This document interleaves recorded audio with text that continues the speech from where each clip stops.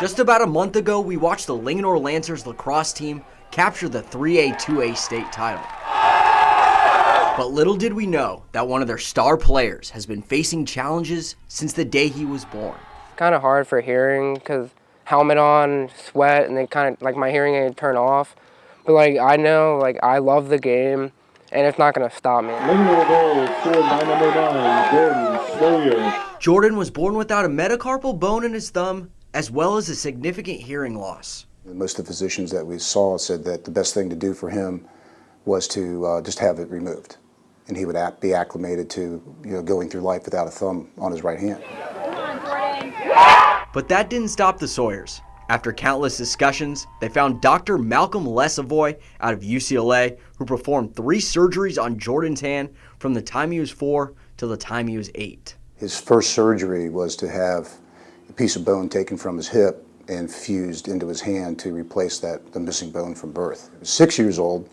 They implanted an artificial joint into his hand, and at that time, Jordan was the youngest person to have that type of artificial joint placed into their hand. 2 years after that is when he had the tendon transfer done. They took a tendon from another digit in his hand and moved it over to his thumb to give him basic operation. But that's not the only surgery that Jordan is going to need. We're coming up on revisiting this because of the lifespan of the joint itself, and looking to further strengthen it and see what advances have been made to even help him out more. Even with the upcoming surgery, Jordan will not let that hinder him from playing the sport he loves since he was 6 years old. My ultimate goal is to go to college and play lacrosse. I want to be there one day. I want to be a great player in the NCAA, and it was always a dream of mine. So now Jordan had to learn to adapt so he can become an effective lacrosse player. With gloves, this is what my grip would look like, but without gloves, it's not very comfortable for me, and it's doesn't feel right.